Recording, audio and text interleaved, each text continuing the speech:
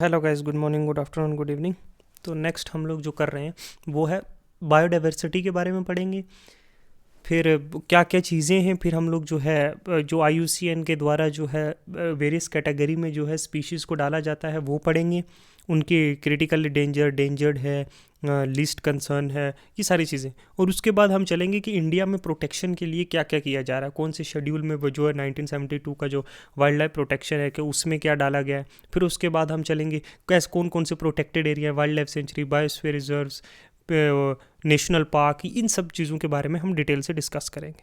ठीक है, तो चले स्टार्ट करते हैं। बायोडाइवर्सिटी एक्चुअली क्या, बायो क्या का मतलब होता है लाइफ, और उसकी डाइवर्सिटी समझे। कहीं डियर है, कहीं लायन है, कहीं एलिफेंट है, कहीं एम्फीबियंस, मैमल्स, ये सारी चीज़ें, रेप्टाइल्स, इसको बायोडाइवर्सिटी कहते हैं। वेराइटीज़ ऑफ लाइफ जो फॉर्म्स हैं अर्थ के ऊपर, डिफरेंट फॉर्म ऑफ लाइफ, जिसमें सारे लिविंग ऑर्गेनिजम्स आते हैं, प्लांट आते हैं, एनिमल आते हैं, फंगाई आते हैं, माइक्रो ऑर्गेनिजम्स आते हैं।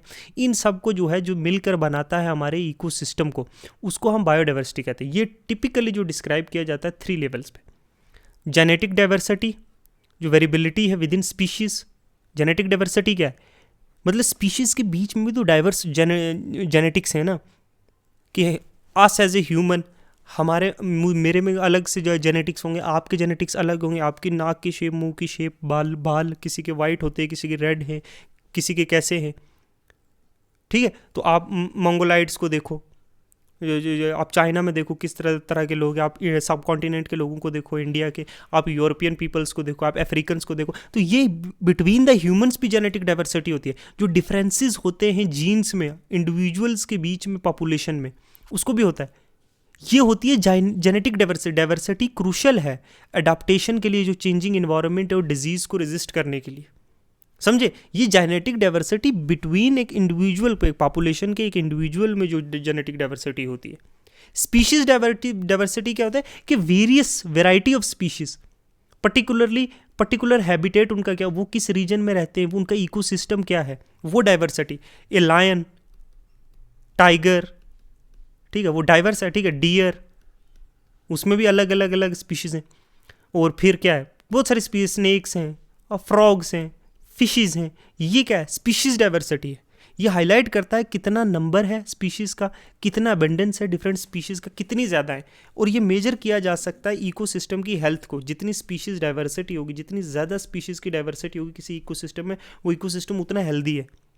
इकोसिस्टम डाइवर्सिटी देखो, वेराइटीज ऑफ इकोसिस्टम है, जैसे कोई फॉरेस्ट है, वेटलैंड है, ग्रासलैंड है, डेजर्ट है, इक्वेटिक इन्वायरमेंट है।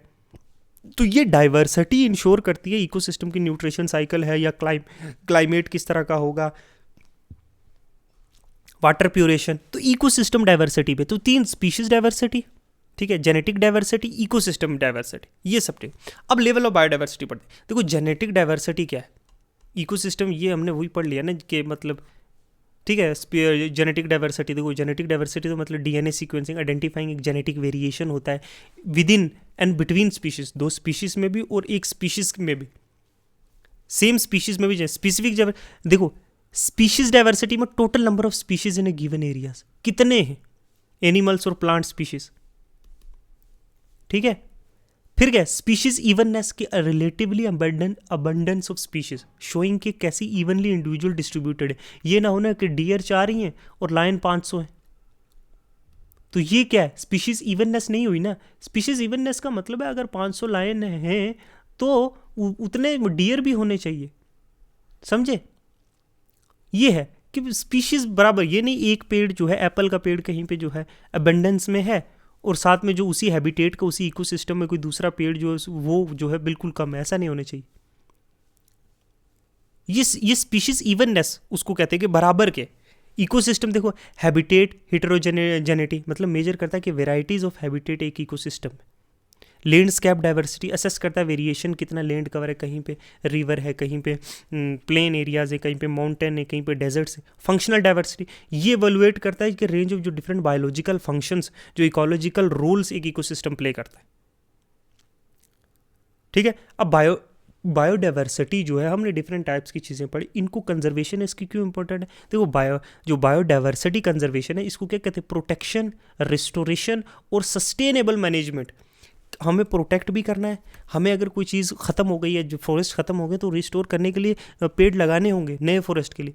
एक सस्टेनेबल वे में फ्यूचर को ध्यान रखते हुए कल मैनेज करके हमने जो है वेराइटीज़ ऑफ जो लाइफ फॉर्म और उसकी हैबिटेट है उसको मेंटेन करने को, एक इकोलॉजिकल बैलेंस जिसमें सारे न्यूट्रिशन साइकिल्स चल रही हैं, गैसियस, सेडिमेंट्री, सब चीज़ें, ठीक है, इंश्योर करना है हमें सर्वाइवल ऑफ स्पीशीज, उसको कहते हैं बायोडाइवर्सिटी कंजर्वेशन।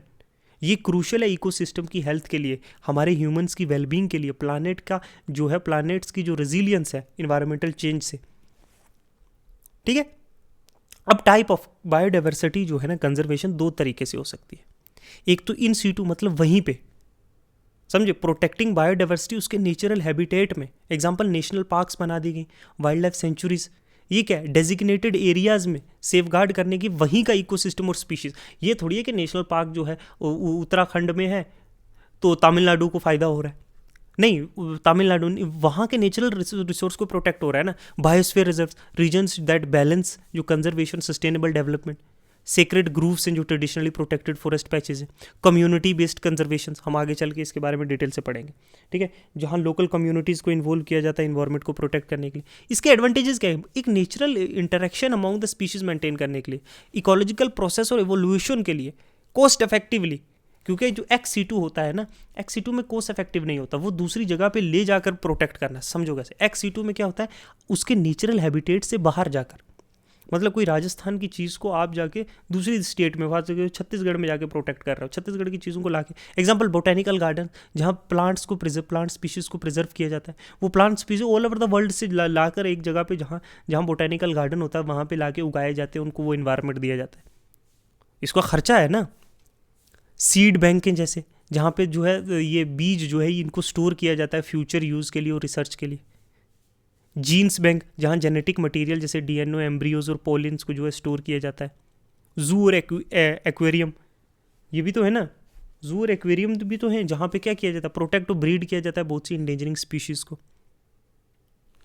इससे क्या होता है, ये बैकअप प्लान है एक्सीटो। जब नेचुरल हैबिटेट किसी एनिमल का या किसी प्लांट का डिसरप्ट हो जाए या डिस्ट्रक्ट हो जाता है, डिस्ट्रक्शन हो जाती है, तब उनको ला के एक जगह पे रखा जाता है, वहाँ उसको उस वैसा नेचुरल इन्वायरमेंट दिया जाता है और इसको ब्रीडिंग किया जाता है और री इंट्रोडक्शन प्लान, यहाँ पे इसकी जो है पॉपुलेशन को जो है बढ़ाया जाता है, ठीक है, इसकी पॉपुलेशन को बढ़ाया जाता है। फिर क्या होता है, फिर फर्दर जब इसकी पॉपुलेशन सफिशिएंट होती है, फिर इसको वैसे नेचुरल इन्वायरमेंट में जाके इंट्रोड्यूस किया जाता है। ये रिसर्च और एजुकेशन पर्पसेस के लिए भी एम है, ठीक है। बोटेनिकल गार्डन है, जैसे बोटेनिकल गार्डन जो है ये एक साइंटिफिकली मैनेज्ड स्पेस होती है जहाँ वाइड वैराइटीज़ ऑफ बहुत सारी अलग अलग किस्मों के प्लांट स्पीशीज़ को जो है कल्टीवेट किया जाता है, पढ़ा जाता है, उन्हें एजुकेशन पर्पज़ के लिए डिस्प्ले किया जाता है, पढ़ा जाता है किस तरीके से इनकी कंजर्वेशन हो सकती है। बोटेनिकल गार्डन एक क्रूशल रोल प्ले करता है बहुत सारे प्लांट स्पीशीज़ को प्रिजर्व करने के लिए। अगर वो नेचुरल में होंगे तो बहुत कम नंबर में रह गए हैं तो वो ख़त्म भी हो सकते हैं, कंप्लीटली एक्सटिंक्ट हो सकते हैं। तो ये जो है रिसर्च कंडक्ट करते हैं, यहाँ पे इनकी तादाद बढ़ाई जाती है, ठीक है, अवेयरनेस रेज करने के लिए भी इंपॉर्टेंट है प्लांट्स की। जू भी वैसी चीज़, आपने जू देखे होंगे बहुत सारे जो जोलॉजिकल गार्डन है, जहाँ एनिमल्स को रखा जाता है, उनकी हिफाजत की जाती है, उनकी देखभाल की जाती है, पब्लिक को दिखाया जाता है उनको कंजर्वेशन, एजुकेशन, रिसर्च, रिक्रिएशन के लिए। जू एक क्रिटिकल रोल प्ले करता है कंजर्वेशन ऑफ वाइल्ड लाइफ के लिए, स्पेशली जो इंडेंजरिंग स्पीशीज़ हैं। अगर वो बाहर रहेंगे हंटिंग से, वेदरिंग कंडीशन से या नेचुरल हैबिटेट डिस्ट्रक्शन से वो पूरी तरह से ख़त्म हो सकते हैं, तो वो उनको यहाँ जू में रखा जाता है, वैसा इन्वायरमेंट उनको प्रोवाइड किया जाता है, ठीक है, उनको फीड किया जाता है, उनकी केयर की जाती है, जब उनकी तादाद बढ़ाई जाती है। ये पब्लिक इंगेजमेंट और लर्निंग के लिए भी इंपॉर्टेंट है, ठीक है। तो ये चीज़ें इस तरीके से होता है। फिर हम नेक्स्ट चलेंगे IUCN के बारे में पढ़ते हैं। देखो IUCN क्या है, देखो ये एक इंटरनेशनल यूनियन है कंजर्वेशन के लिए नेचर, ये ग्लोबल अथॉरिटी है जो क्या करती है, कंजर्वेशन स्टेटस ऑफ स्पीशीज़ और इकोसिस्टम, कि ये स्पीशीज़ को कितना खतरा है, वो स्पीशीज़ को क्या है, उसके रिलेटेड डाटा कलेक्ट किया जाता है, उसके हैबिटेट की नॉलेज कलेक्ट की जाती है, उसको वेरियस टैग दिए जाते हैं।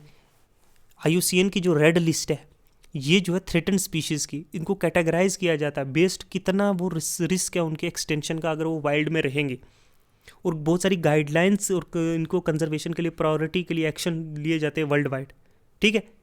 एक्सटिंक्ट स्पीशीज़ जैसे IUCN की रेड लिस्ट का जो क्लासिफिकेशन है, ये स्पीशीज़ जो है वो क्लासीफाई किए जाते हैं as a extinct where there is no reasonable, कोई रीजनेबल डाउट नहीं है कि कोई लास्ट एक भी स्पीशीज़ जो है इंडिविजुअल की, देखो the last individual of that species has died, extinct, पूरी तरीके से ख़त्म हो चुकी है, पूरा रीजनेबल, कोई नो रीजनेबल डाउट। ये स्टेटस जो है एक एग्जॉस्टिव सर्वे लिया जाता है, एक रिसर्च की जाती है स्पीसीज पे, उसके हिस्टोरिकल रेंजेस जहाँ जहाँ हैं, ठीक है, कहाँ पे वो उसकी वो हैबिटेट है, अगर कहीं पे भी वो नहीं पाया जाता टिपिकली एक डिकेड तक, तो ये सब इसको जो है एक्सटिंक्ट घोषित कर दिया जाता है कि ये अब रही नहीं इस दुनिया में, ठीक है। एक्सटिंक्ट इन द वाइल्ड, देखो एक्सटिंक्ट इन द वाइल्ड मतलब ये स्पीशीज जो है एक्सटिंक्ट इन द वाइल्ड जब no longer exist in its natural habitat, मतलब गिर नेशनल पार्क में जो है एशियाटिक लाइन है, ठीक है, वो अभी क्रिटिकल इंडेंजर्ड, एक्सटिंक्ट नहीं हुआ है ना, वो अपने नेचुरल हैबिटेट में है ना, है कि नहीं है, तब तक उसको एक्सटिंक्ट नहीं घोषित किया गया, ठीक है। बट सर लेकिन वो नहीं है, अगर वो नेचुरल हैबिटेट में रही ही नहीं स्पीशीज, तब या सिर्फ कहाँ पे है वो, समझ लो किसी कैप्टिव किसी जू में रखा है कल्टीवेशन के लिए, या किसी लोकेशन में अपने हिस्टोरिकल जो उसका रेंज है, समझ लो जो एशियाटिक लाइन है उसका नेचुरल हैबिटेट गुजरात है, वहाँ पे नहीं है वो कहीं दिल्ली में कहीं जगह उसको नेचुरल हैबिटेट प्रोवाइड करके उसको अपने जो है निगरानी में रखा हुआ है, तो ये तो कह दिया ना कि नेचर में तो वो ख़त्म हो गई है ना। ये स्टेटस इंडिकेट करता है कि स्पीशीज़ ने लॉस्ट कर दिया अपना वाइल्ड फ्रॉम द वाइल्ड। बहुत सारे फैक्टर, हैबिटेट डिस्ट्रक्शन हो सकता है, बहुत सारे ओवर एक्सप्लॉयटेशन हो सकता है, बाकी थ्रेट भी हो सकते हैं, और अब एक इन्वायरमेंट क्रिएट किया गया है, कंट्रोल इन्वायरमेंट, जहाँ पे वो जिंदा रखे गए कुछ 10 15 50 स्पीशीज़ को, और उसकी केयर की जा रही है, उसको दोबारा से री इंट्रोड्यूस हो गए जब उसकी पॉपुलेशन बढ़ेगी, तो वाइल्ड में वो पूरी तरह ख़त्म हो चुके। दो चीज़ें, तीसरी है क्रिटिकली इंडेंजर्ड स्पीशीज़। देखो ये क्रिटिकली इंडेंजर्ड स्पीशीज़ जिनको एक्सट्रीमली हाई रिस्क ऑफ जो है एक्सटिंक्ट इन द वाइल्ड, के वाइल्ड में बहुत ज़्यादा एक्सट्रीमली रिस्क पे हैं कि ये कुछ सालों में ख़त्म हो सकते हैं, और इनको जो है मोस्ट अर्जेंट नीड है कंजर्वेशन की एफर्ट्स की, प्रिवेंट करने के लिए एक्सटिंक्शन। ये स्पेसिफिकली स्पीशीज जो है टिपिकली जो है रैपिड डिक्लाइन में है ड्यू टू फैक्टर जैसे हैबिटेट लॉस है, ओवर एक्सप्लॉयटेशन है, क्लाइमेट चेंज है, डिजीज़ है, ऐसी चीज़ें। अब क्या क्राइटेरिया है एक इंडेंजरिंग स्पीशीज़ के लिए, क्राइटेरिया क्लासिफिकेशन के लिए इंडेंजरिंग, देखो IUCN ने ना कुछ क्वांटिटेटिव कैटेगरी रखी हुई है जिससे हम क्लासीफाई कर सकते हैं कि कोई स्पीशीज़ क्रिटिकली इंडेंजर्ड है कि नहीं। टिपिकली मेट अगर एक या दो इन फॉलोइंग थ्रेश होल्ड से मिलता जुलता है तो हम उसको घोषित कर देंगे critically endangered species, critically endangered species, ठीक है। पॉपुलेशन डिक्लाइन के मोर देन 90% जो है डिक्लाइन हो गया पॉपुलेशन साइज का लास्ट 10 ईयर्स में, और या 3 जनरेशन्स और विच इज़ लॉन्गर, कि 90% तक उसकी पॉपुलेशन जो है पिछले 10 साल में ख़त्म हो गई है, तो उसको हम क्रिटिकली इंडेंजर्ड कह सकते हैं। या अगर उसकी पॉपुलेशन जो है 50 से भी कम रह गई है, मतलब 50 लाइन भी नहीं रहे, अगर हम 50 लाइन्स भी अगर हम गिनेंगे तो वो नहीं रहे कहाँ, वाइल्ड में, तो उसको हम क्रिटिकली इंडेंजर्ड कहेंगे। Geographical range, a restricted range with a total area of less than 100 kilometre पर square of the entire species population और द सीवियरली फ्रेगमेंटेड हैबिटेट, मतलब कि 100 किलोमीटर से कम रेंज में भी ये रह गए हैं, समझ लो किसी जगह पे बहुत कम, ओके। या फिर कोई इनकी जो हैबिटेट बहुत स्कैटर्ड है, यहाँ कुछ रह गए। Small and declining, A population of that is small या कंटिन्यूसली जो है कम होती जा रही है, और सीरियस फ्रेगमेंटेशन है बहुत सारे थ्रेट्स के कारण, तो इसे क्रिटिकली इंडेंजर्ड स्पीशीज घोषित कर दिया जाएगा IUCN के द्वारा। फिर इंडेंजर्ड को कैसे क्लासीफाई करेंगे, क्रिटिकल इंडेंजर्ड हो गया, फिर आती है कैटेगरी तीसरी इंडेंजर्ड स्पीशीज।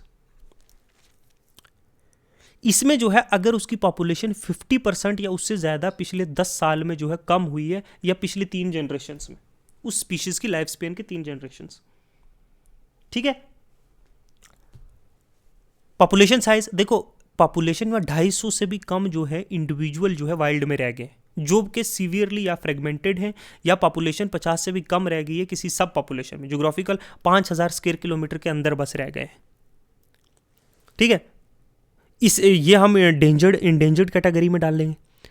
फिर वल्नरेबल कैटेगरी में किसको डाला जाएगा, जो पॉपुलेशन 30% या उससे ज़्यादा जो है पिछले 10 साल में जो है, या पिछले 3 जनरेशन से जो है कम हुई है, 30% से भी ज़्यादा पॉपुलेशन पिछले 10 साल में, उसको वल्नरेबल कैटेगरी में डाला जाएगा। पॉपुलेशन साइज जो इंडिविजुअल है वो 10,000 से भी कम जो हैं वाइल्ड में रह गए हैं उनके नेचुरल हैबिटेट में, और उसकी पॉपुलेशन बहुत जो सीवियरली फ्रेगमेंटेड है, मतलब अलग अलग जगहों पे रह गए हैं, ठीक है। उसके रिस्ट्रिक्टेड 20,000 स्क्वायर किलोमीटर के अंदर ही बस रह गए, तो उसको क्या है, वल्नरेबल कैटेगरी में। नियर थ्रेटन्ड मतलब वो स्पीशीज जो एक्सपीरियंस कर रहे हैं, एक्सपेक्टेड टू एक्सपीरियंस, या तो ये चीज़ एक्सपीरियंस कर रहे हैं या एक्सपेक्टेड है कि ये फ्यूचर में एक्सपीरियंस करेंगे, या उसकी पॉपुलेशन 30 से कम परसेंट जो है, less than 30% over the last 10 years, 30% से कम जो पॉपुलेशन है उसकी जो है ख़त्म हो चुकी है, लेकिन वो इतना नहीं है कि वो उसको वल्नरेबल कैटेगरी में डाल जाए ना। इनकी पॉपुलेशन जो है, the species has relatively large population, अभी लार्ज पॉपुलेशन है, लेकिन कंसीडर किया जा रहा है कि फ्यूचर में जो हम इसकी हैबिटेट जो कंटिन्यूसली लॉस हो रही है, ओवर एक्सप्लोटेशन हो रहा है या क्लाइमेट चेंज हो रहा है, उससे इसकी पॉपुलेशन फ्यूचर में कम हो सकती है, इसलिए इनको नियर थ्रेटन, कि नियर फ्यूचर में ये थ्रेटन हो सकते हैं। लीस्ट कंसर्न में देखो, स्पीशीज जो क्लासीफाई की जाती हैं एज ए लीस्ट कंसर्न, ये कंसिडर की जाती है to be at low risk of extinction,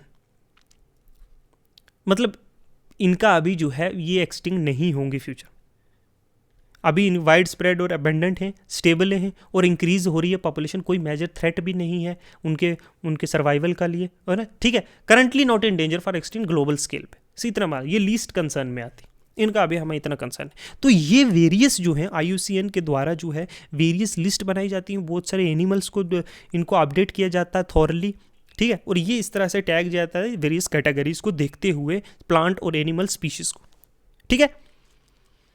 next चलते हैं इंडिया में क्या है। इंडिया में देखो, वाइल्ड लाइफ प्रोटेक्शन एक्ट जो 1972 का है, ये सेफ गार्ड करता है बहुत सी चीज़ें। शेड्यूल 1 और शेड्यूल 2 है, जो शेड्यूल 2 का जो पार्ट 2 है, इसमें जो एनिमल्स हैं उनको हाईएस्ट लेवल ऑफ प्रोटेक्शन दी जाती है। इनके अगेंस्ट अगर कोई, इन एनिमल्स के अगेंस्ट अगर कोई क्राइम होगा तो वो अटैक, उन पे सबसे ज़्यादा हाईएस्ट पेनल्टीज होगी, जैसे टाइगर है, लायन है, एलिफेंट है, इंडियन रेनोज हैं, स्नो लेपर्ड्स हैं, ठीक है, ब्लैक बक है या ग्रेट इंडियन बस्टर्ड है। तो ये स्पीशीज जो है शेड्यूल 1 और शेड्यूल 2 के जो पार्ट 2 में है एनिमल्स, इनको हाईएस्ट लेवल ऑफ प्रोटेक्शन दी गई है। फिर है शेड्यूल 2, देखो ये slightly lower degree of protection है शेड्यूल 1 के, बट स्टिल इंश्योर किया जाता है, स्ट्रिक्ट मेजर लिए जाते हैं। एग्जांपल कुछ स्पीशीज जो है मंकी की, ये शेड्यूल 2 के पार्ट 1 में, ठीक है। फिर शेड्यूल 3 और 4 में जो एनिमल्स हैं ये भी प्रोटेक्टेड हैं, बट पेनल्टी और ऑफेंसेस जो है ना वो कंपेरेटिवली लो हैं, जैसे कॉमन मैंगूज या हाइनास हैं या बाकी जो कॉमनली फाउंड एनिमल्स। शेड्यूल 5 जो एनिमल क्लासिफाइड है इस शेड्यूल के अंडर, वो कंसीडर्ड किए जाते हैं as vermins, they may be hunted, उनको हंट किया जा सकता है शेड्यूल 5 में, जैसे राइट माइस या बाकी जो पेस्ट्स हैं। शेड्यूल 6 में जो ये शेड्यूल 6 जो है ना वो फोकस करता है प्रोटेक्शन और रेगुलेशन प्लांट स्पीशीज की रादर देन एनिमल्स। ऊपर एनिमल्स है, नीचे plant like the pitcher plant है या ब्लू वांडा, इस पे स्पीशीज प्रोटेक्शन और रेगुलेशन दी जाती। तो ये वेरियस प्रोटेक्शन जो हैं, जो क्या करता है, जो हमारे वाइल्ड लाइफ प्रोटेक्शन एक्ट है 1972 और जो इंडिया की एफर्ट्स हैं, जो यहाँ की प्लांट और वाइल्ड लाइफ जो स्पीशीज़ है, जो इन्वायरमेंट के जो बायोडाइवर्सिटी है उसको प्रोटेक्ट करने के लिए कुछ मेजर्स, ठीक है। नेक्स्ट चलते हैं मेन एंड बायोस्फीयर्स प्रोग्राम। देखो ये एक इंटर गवर्नमेंटल साइंटिफिक इनिशिएटिव है जो यूनेस्को के द्वारा लॉन्च की गई थी 1971 में, मैन एंड बायोस्फीयर।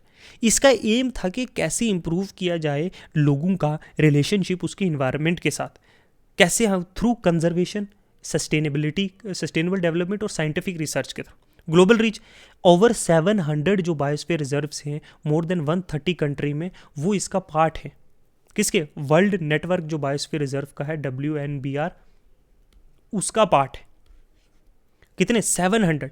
ऑब्जेक्टिव क्या है? हमें कंजर्व करना है बायोडाइवर्सिटी को, प्रोटेक्ट करना है इकोसिस्टम को, स्पीशीज को, जेनेटिक डाइवर्सिटी को, सस्टेनेबल डेवलपमेंट प्रमोट करना है, सस्टेनेबल यूज जो नेचुरल रिसोर्सेज का है, वेल बीइंग जो लोकल कम्युनिटी और फ्यूचर जनरेशन के, कैपेसिटी बिल्ड करनी है, जो लोकल लोग हैं, जो स्टेक होल्डर्स हैं, उनको एबिलिटी भी एनहेंस करनी है, उसकी काबिलियत, उन लोगों के टैलेंट भी तो उतना, उनको पढ़ाना सिखाना बताना है किस तरीके से कंजर्व किया जा सकता है।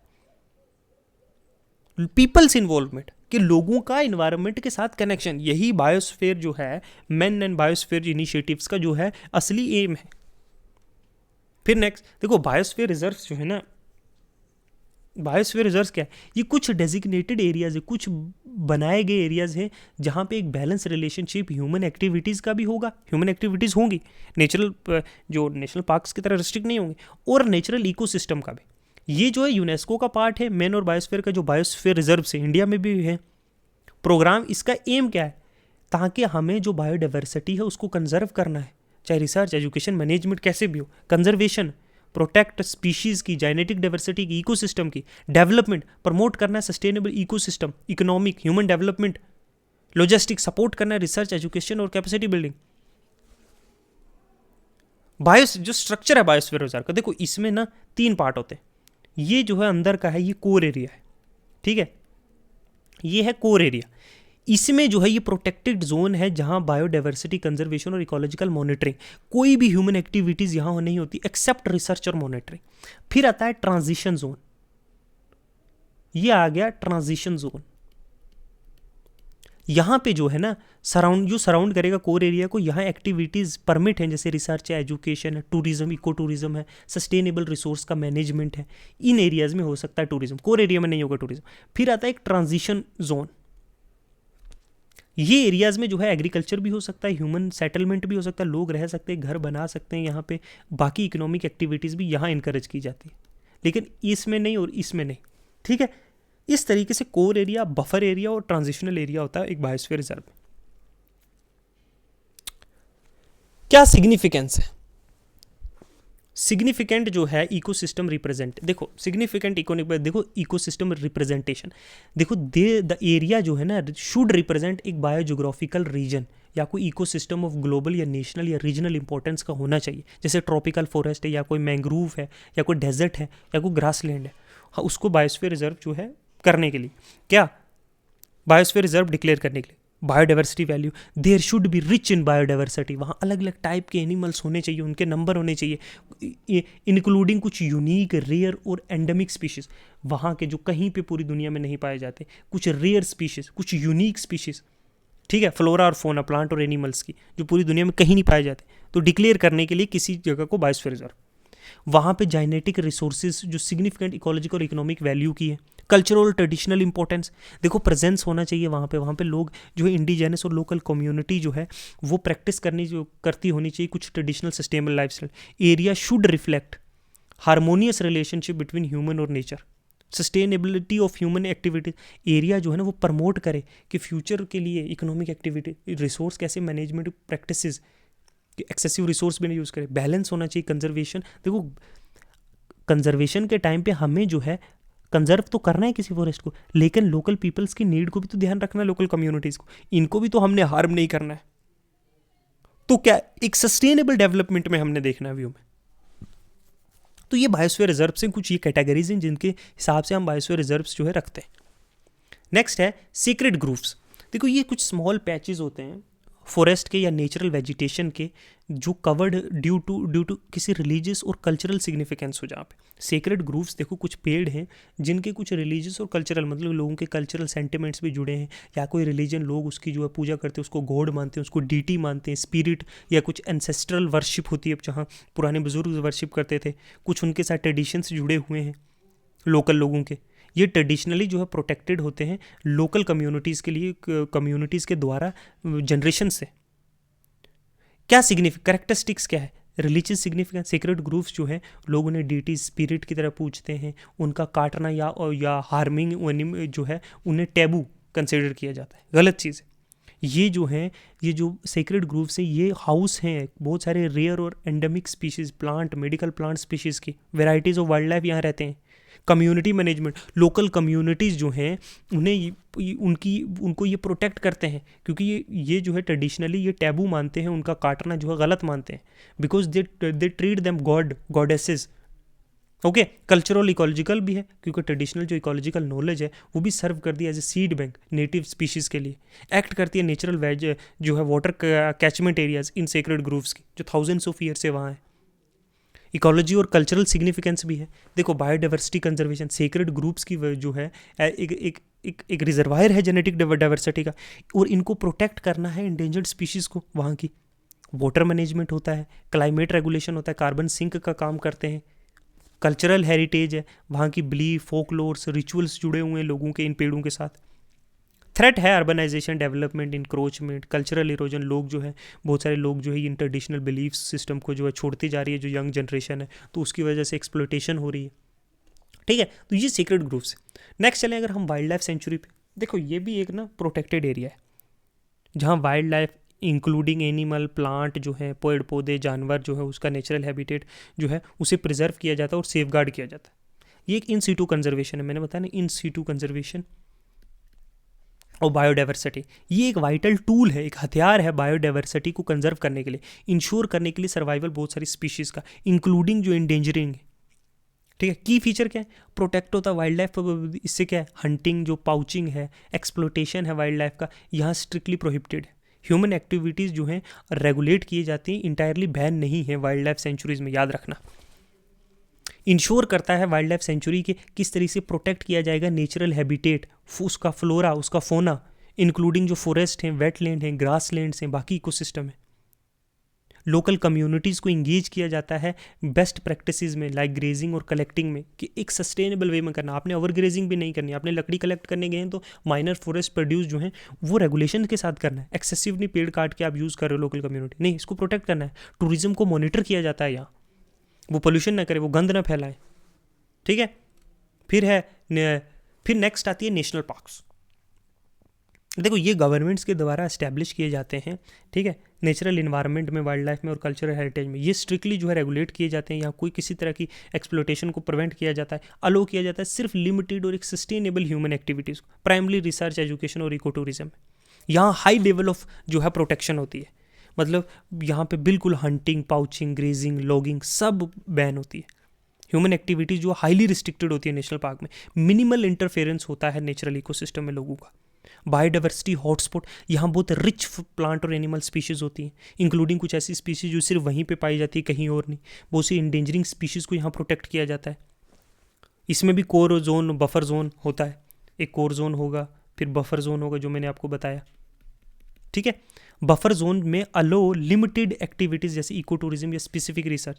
106 एग्रीकल्चर नेशनल पार्क्स हैं इंडिया में एज ऑफ 2023, जिनको हम बड़े डिटेल में आगे एक एक करके पढ़ेंगे। ठीक है, अप्रॉक्सीमेटली 1.33% जो है कंट्री का टोटल एरिया जो है कवर करता है। डिफरेंस क्या है वाइल्ड लाइफ में और नेचुरल पार्क में? देखो फीचर्स वाइल्ड लाइफ में और नेचुरल पार्क में, ह्यूमन एक्टिविटीज़ जो है वाइल्ड लाइफ में अलाउ की जाती हैं लेकिन रेगुलेटेड, जैसे ग्रेजिंग, टूरिज्म।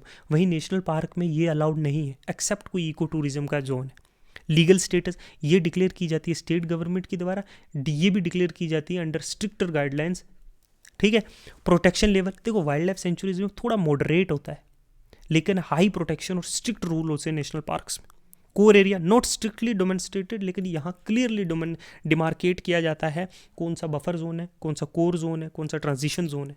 ओके, तो रेगुलेशन जो है थोड़ी एक्सेसिव रेगुलेशंस होती हैं यहाँ पे। ठीक है, एक्सेसिव भी नहीं कह सकते, ओवर भी नहीं कह सकते, लेकिन होती है, स्ट्रिक्ट रेगुलेशंस होती हैं। चैलेंजेस क्या हैं? देखो चैलेंजेस वही इंक्रोचमेंट और हैबिटेट लॉस हो रहा है, पोचिंग और इलीगल ट्रेडिंग है, ह्यूमन वाइल्ड लाइफ कन्फ्लिक्ट होता है। ठीक है, क्लाइमेट चेंज के बहुत सारे इंपैक्ट हो रहे हैं, फंडिंग और रिसोर्सेज लैक करती है, जिससे इंफ्रास्ट्रक्चर और मेन पावर बहुत कम है मैनेज करना। ठीक है, अब हम पढ़ते हैं किस तरीके से प्रोसेस है, स्टेट गवर्नमेंट और सेंट्रल गवर्नमेंट कैसे किसी एरिया को प्रोटेक्टेड एरिया घोषित करेंगे। Identifying of area, state government identify करेगी कोई इकोलॉजिकली सिग्निफिकेंट रीजन जहाँ की बायोडाइवर्सिटी के बेस पे या वाइल्ड लाइफ की पॉपुलेशन या यूनिक इकोसिस्टम की बेस पे पहले उस एरिया को आइडेंटिफाई किया जाएगा, ये एरिया, फिर उसको वाइल्ड लाइफ प्रोटेक्शन एक्ट के अंदर नोटिफाई किया जाएगा। स्टेट गवर्नमेंट जो है एक प्रिलिमिनरी नोटिफिकेशन इशू करेगी कि उसका ये इंटेंशन है कि वो डिक्लेयर करे इस एरिया को वाइल्ड लाइफ सेंचुरी या national park under section 18 related to wildlife sanctuary या 35 रिलेटेड टू नेशनल पार्क। ये वाइल्ड लाइफ प्रोटेक्शन एक्ट जो है 1972 के अंदर है। कंसल्टेशन और सेटलमेंट रिस्क, देखो कंडक्ट किए जाते हैं पब्लिक हियरिंग्स, कंसल्ट किया जाता है लोकल कम्युनिटीज़ को, लोकल लोगों की इनहेबिटेट जो राइट्स हैं उनको भी ध्यान में रखा जाता है, फिर असेस किया जाता है उनको कहाँ सेटल्ड किया जाएगा या रीलोकेट किया जाएगा अगर वो उस बाउंड्रीज के अंदर आ रहे हैं। फाइनल डिक्लेरेशन, बाकी जब सेटलमेंट ऑफ राइट हो गया, अप्रूवल हो गया रेलेवेंट अथॉरिटीज़ के द्वारा, तो फाइनल नोटिफिकेशन जो है वाइल्ड लाइफ प्रोटेक्शन एक्ट के अंदर इशू किया जाता है। ये एरिया जो है officially become wild life sanctuary और नेशनल पार्क। फिर मैनेजमेंट प्लान डेवलप किया जाता है, किस तरीके से कंजर्वेशन होगी, कौन से मेजर लिए जाएंगे, कौन सी एक्टिविटीज़ को परमिशन दी जाएगी, रिसर्च गाइडलाइंस होगी। ठीक है। फिर नेक्स्ट है protected area under central government. देखो सेंट्रल गवर्नमेंट डिक्लेयर करती है टाइगर रिजर्व्स, जो लॉन्च किया जाता है 1972 में, इसमें अब हम डिस्कस करेंगे। ठीक है। Tiger reserves final approval central government का होता है। एलिफेंट रिजर्व्स में मिनिस्ट्री ऑफ इन्वायरमेंट, फॉरेस्ट और क्लाइमेट चेंज का होता है। बायोस्फीयर रिजर्व्स ये भी सेंट्रल गवर्नमेंट करती है डिक्लेयर। फिर वर्ल्ड हेरिटेज साइट्स, ये जो एक्सेप्शनल कल्चरल और नेशनल सिग्निफिकेंस के होते हैं, यूनेस्को करती है डिक्लेयर बाय यूनेस्को। लेकिन प्रपोजल जो है वो सबमिट किया जाता है सेंट्रल गवर्नमेंट के द्वारा, कोऑर्डिनेट करके स्टेट गवर्नमेंट के साथ। रामसर साइट्स जो वेटलैंड इंटरनेशनल इंपॉर्टेंस के, हमने वेटलैंड के चैप्टर में पढ़ा है, इक्वेटिक इकोसिस्टम के चैप्टर में। इको सेंसिटिव जोन्स डिक्लेयर किए जाते हैं, एरियाज जो प्रोटेक्टेड एरियाज के अराउंड कुछ बफर जोन, उनकी एक्टिविटीज़ तो ताकि बायोडाइवर्सिटी हार्म ना हो, ये सेंट्रल गवर्नमेंट के द्वारा किया जाता है। फिर है एक है कम्युनिटी रिजर्व। देखो कम्युनिटी रिजर्व्स जो हैं वो जो ऑन और मैनेज किए जाते हैं लोकल कम्युनिटीज़ के द्वारा, या इंक्लूडिंग जो प्राइवेट इंडिविजुअल्स हैं या ग्रुप्स हैं। ये कम्युनिटी रिजर्व्स फॉरेस्ट भी होते हैं और भी बहुत सारी चीज़ें, ये लोकल लोगों के द्वारा। फोकस क्या होता है? कंजर्वेशन। एम होता है कि हमें प्रोटेक्ट करनी है यहाँ की जो वाइल्ड लाइफ है, यहाँ की हैबिटेट है, बेस्ड ऑन कम्युनिटी ओन या private own. Legal article 36C जो वाइल्ड लाइफ प्रोटेक्शन एक्ट का, वो इसको लीगैलिटी देता है। सस्टेनेबल यूज अलो किया जाता है कि सस्टेनेबिलिटी हो एक्टिविटीज़ में, रिसोर्स यूज़ का इंश्योर किया जाता है conservation goal. Complementary to protected area. देखो ऑफन जो है ये जो है wildlife sanctuaries, national parks या दूसरे प्रोटेक्टेड एरियाज की क्लोज प्रॉक्सिमिटी में होते हैं। ठीक है। तो ये कम्युनिटी रिजर्व। फिर एक है वर्ल्ड हेरिटेज साइट। देखो ये भी एक लैंडमार्क, ये कोई लैंडमार्क या कोई एरिया है जो ऑफिशियली रिकॉग्नाइज किया गया है यूनाइटेड नेशन एजुकेशन, साइंटिफिक और कल्चरल ऑर्गेनाइजेशन, जिसको यूनेस्को कहते हैं, उसके द्वारा कोई कल्चरल, हिस्टोरिकल या सिग्निफिकेंट नेचुरल सिग्निफिकेंस है। ठीक है। उस एरिया को जो है यूनेस्को वर्ल्ड हेरिटेज डिक्लेयर किया जाता है। ठीक है। इसका टाइप्स देखो, कल्चरल साइट्स भी होते हैं, ये मोनूमेंट्स, बिल्डिंग, सिटीज़ जो होल्ड करती हैं हिस्टोरिक, आर्टिस्टिकल या कोई कल्चरल इंपॉर्टेंस। एग्जाम्पल कोई मंदिर है, चर्च है, कोई किला है, कोई एंशिएंट सिटी है। नेचुरल हेरिटेज, देखो ये जो है ना नेचुरल ब्यूटी पे या कोई साइंटिफिक इंटरेस्ट हो, जैसे कोई लैंडस्केप है, कोई फॉरेस्ट है, माउंटेन है, या कोई मरीन इन्वायरमेंट है जिसका एक इकोलॉजिकल और ज्योग्राफिकल वैल्यू है। मिक्स्ड भी होती है, जैसे काजीरंगा है। ये कॉम्बिनेशन होता है कि कल्चरल भी है और नेचुरल भी है। ये रिफ्लेक्ट करता है बोथ ह्यूमन हिस्ट्री को भी और नेचुरल ब्यूटी को भी। ठीक है। क्राइटेरिया क्या है सिलेक्शन के लिए एज ए कल्चर, जो वर्ल्ड हेरिटेज साइट है? देखो यूनेस्को जो है बहुत सारी चीज़ें इवेलुएट करता है। ठीक है। और कुछ 10 स्पेसिफिक कैटेगरीज हैं कि ए साइट मस्ट मीट एटलीस्ट एक कैटेगरी इन 10 में से जो मिल जाएगी, जिसको है ना उसको इसको इंक्लूड किया जाता है। कैटेगरी 1 में जैसे represent a masterpiece of human creative genius, जैसे ताजमहल है, आर्किटेक्चरल ब्यूटी है ना, एक मास्टर पीस है, ये कैटेगरी है। दूसरी कैटेगरी कि कोई इंपॉर्टेंट जो है इंटरचेंज है ह्यूमन वैल्यू का over the span of time, जैसे ग्रेट वॉल ऑफ चाइना है, उसकी कल्चर और हिस्टोरिकल इम्पैक्ट है। तीसरी कैटेगरी है बेयर ए यूनिक या कोई exceptional testimony to cultural tradition या सिविलाइजेशन, जैसे माका पिचू पेरू में एक एंशिएंट इनिका सिविलाइजेशन का जो है। फिर category being an outstanding example of A type of building या आर्किटेक्चरल एग्जांपल, जैसे पिरामिड गीज़ा इजिप्ट के, एक आर्किटेक्चरल एक्सीलेंसी है कि नहीं, जिसको आज भी लोग सोच रहे हैं कैसे बना होगा इतने सालों पहले। बीइंग एन आउटस्टैंडिंग एग्जाम कोई ट्रेडिशनल ह्यूमन सेटलमेंट का, जैसे वीनस एंड इट्स लंगून है जो इटली में, ये एक यूनिक अर्बन प्लानिंग है। बी डायरेक्टली और tangibly associated with the event और lively tradition, living tradition containing superlative natural phenomena या एक्सेप्शनल, जैसे गलापागोस आइलैंड है। या बीइंग आउटस्टैंडिंग एग्जाम्पल किसी मेजर स्टेज ऑफ अर्थ की हिस्ट्री के, जैसे कोरल रीफ है ऑस्ट्रेलिया के, उसकी जियोलॉजिकल और बायोलॉजिकल सिग्निफिकेंस। आउटस्टैंडिंग एग्जाम्पल कोई ऑन गोइंग इकोलॉजिकल और बायोलॉजिकल प्रोसेस चल रहा है, जैसे येलो स्टोन है, उसकी जियोथर्मल और इकोलॉजिकल प्रोसेस जहाँ वो जेस्चर्स निकलते हैं, गैस्पर्स। Containing the most important significant natural habitat, जैसे सुंदरबन मैंग्रोव से जो इंडिया और बांग्लादेश के हैं। तो ये सारी कैटेगरीज हैं जिससे जो है वर्ल्ड हेरिटेज साइट किसी को डिक्लेयर किया जाता है, अगर इन 10 में से कोई एक कैटेगरी भी मिलती है। बेनिफिट्स क्या है? इंटरनेशनल रिकॉग्नाइजेशन मिलता है, इससे ग्लोबल रिकॉग्नाइजेशन मिलता है उस साइट को, उसकी कल्चरल और नेशनल इंपॉर्टेंस को, उससे टूरिज्म बढ़ेगी, इकोनॉमिक बेनिफिट होगा, लोग आके देखेंगे, उससे लोकल इकोनॉमी बूस्ट होगी। एक यूनेस्को जो है एक्सपर्टीज़ और साइट रिसीव फंडिंग मिलती है इंटरनेशनल ऑर्गेनाइजेशन से, जिससे और कंजर्वेशन एफर्ट्स हो सकती हैं। सस्टेनेबिलिटी और अवेयरनेस, देखो वर्ल्ड हेरिटेज साइट्स जो है ना वो रेजिंग अवेयरनेस अबाउट इंपॉर्टेंस, इनको प्रिजर्व करने का क्या इंपॉर्टेंस है, इनकी कल्चरल नेचुरल हेरिटेज फ्यूचर में जनरेशन को, लोगों को देखने के लिए, ठीक है। तो ये वेरियस कैटेगरी, ग्लोबल रिकॉग्नाइजेशन, देखो रिकॉग्नाइजेशन जब ग्लोबल लेवल पे मिलती है ना, वर्ल्ड हेरिटेज साइट प्रमोट करती है इसको, ग्लोबल कोऑपरेशन, इससे कल्चरल और नेचुरल डाइवर्सिटी पता चलती है दुनिया को, ठीक है। बहुत सारे फायदे से हाईलाइट होता है एक इशू, पीपल विल उनका भी कॉन्शियस जागेगा कि नहीं ये बहुत इंपॉर्टेंट है, all over the world knows. फिर गवर्नमेंट, लोकल कम्युनिटीज़, पीपल, ठीक है, एफर्ट्स डालेंगे इनको कंजर्व करने के लिए। तो ये सारी चीज़ें हम लोगों ने जो है बड़ी डिटेल वाइज पाई, बायोडाइवर्सिटी क्या होता है, ठीक है, फिर उनके various applications, bye genetic diversity, population diversity, species diversity, फिर हमने जो है प्रोटेक्टेड एरियाज पढ़े, IUCN के वेरियस डिग्रीज, वेरियस आइडेंटिफिकेशंस, फिर वाइल्ड लाइफ जो प्रोटेक्शन एक्ट है उसके अंदर क्या क्या प्रोटेक्शन दी गई हैं, फिर हमने जो वेरियस प्रोटेक्टेड एरियाज़ पढ़े। तो ये सारी चीज़ें जो है हम लोगों ने इसमें डिस्कस की, ठीक है। तो आज मैंने थोड़ा जल्दी किया है, मुझे थोड़ा अर्जेंट काम है, कहीं जाना है, तो मैंने सोचा कि मैं आज नहीं लेने वाला था क्लास, फिर मैंने सोचा आई थॉट कि ये अच्छा नहीं रहेगा, I have to give somebody something to read because exams are coming near and we have to finish it little earlier, so you could have a time to revise it at least 1 or 2 times. okay, मैं ये recommend करूँगा कि आप ये पढ़ो, well and done है। अगर ये नहीं है, इसके साथ जो है आप कोई अच्छी सी किताब लेके पढ़ सकते हो। मेरा मानना है कि एक बुक आती है मार्केट में, जो है कोई भी बुक वैसे ले सकते, कोई भी इंस्टीट्यूशन का जो है ना इन्वायरमेंट में कोई ज़्यादा लूप होल्स नहीं होते हैं, किसी भी इंस्टीट्यूशन की जो है बुक जो है आप जो है ले सकते हो और पढ़ सकते हो, ठीक है।